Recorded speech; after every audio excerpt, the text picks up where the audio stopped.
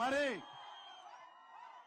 యువగలం అనే పాదయాత్ర మొదలు పెట్టినప్పటి నుంచి 58 రోజులు పాటు ఆల్మోస్ట్ మనకు చిత్తూరు జిల్లా అనంతపురం జిల్లాకు వచ్చినప్పటి నుంచి అన్నకి ఎక్కడికి వెళ్ళినా బ్రహ్మరథం పడుతూ మీరంతా ముందుకు నడిపిస్తున్నందుకు ఆయన మనకేదో మేలు చేయగలుగుతారనే ఒక నమ్మకం పెట్టుకొని ఆయనతో పాటు ముందుకు నడుస్తున్నందుకు మీకందరికీ ధన్యవాదాలు తెలియజేసుకోవాలి.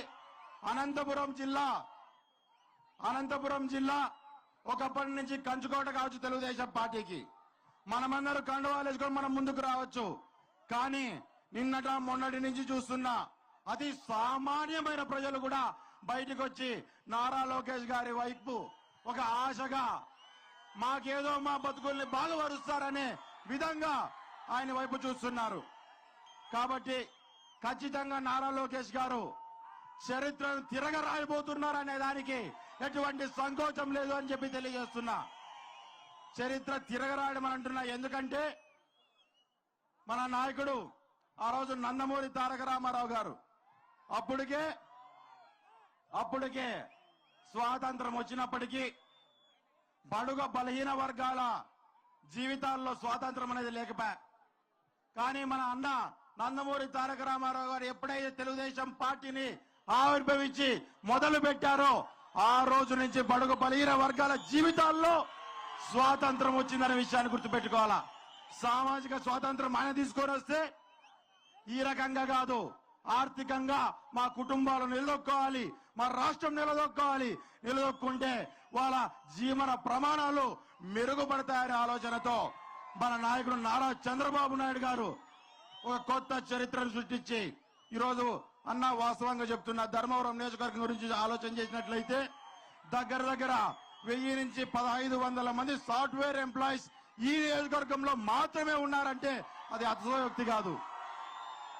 ఆ రకంగా తాతగారు గాని తండ్రి గారు గాని పెట్టిన చరిత్ర ఏదైతే ఉందో ఆ చరిత్రను తిరగ రాసేటట్టుగా రాబోయే కాలంలో అభివృద్ధిలో కొత్త ఒరవడి సృష్టించేలాగా అన్న ఈ రాష్ట్రాన్ని అభివృద్ధి పదంలో నడిపిస్తారని చెప్పి నేను ఖచ్చితంగా ఆయన దగ్గర నుంచి ఆశిస్తున్నాము.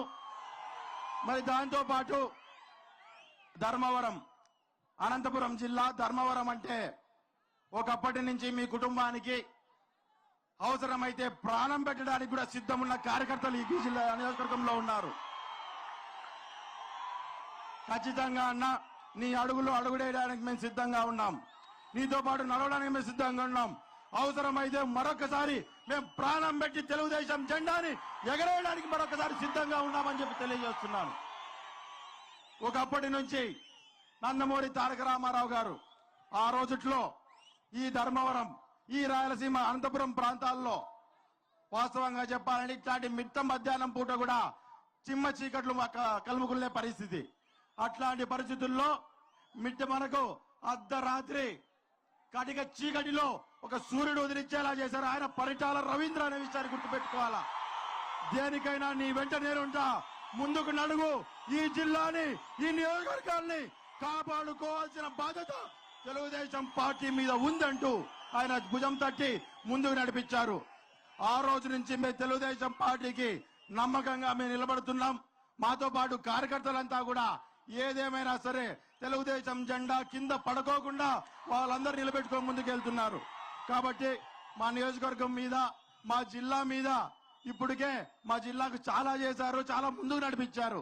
ఇక రాబోయే కాలంలో కూడా ఆ ప్రేమ మీకు మా మీద ఏదైతే ప్రేమ ఉందో ఆ ప్రేమ తగ్గకుండా మీరు కూడా అదే రకంగా తాతగారు నాన్నగారు అట్లా చేశారో మీరు అదే రకంగా తీసుకెళ్లాలని చెప్పి కూడా నేను ఆశిస్తున్నాను.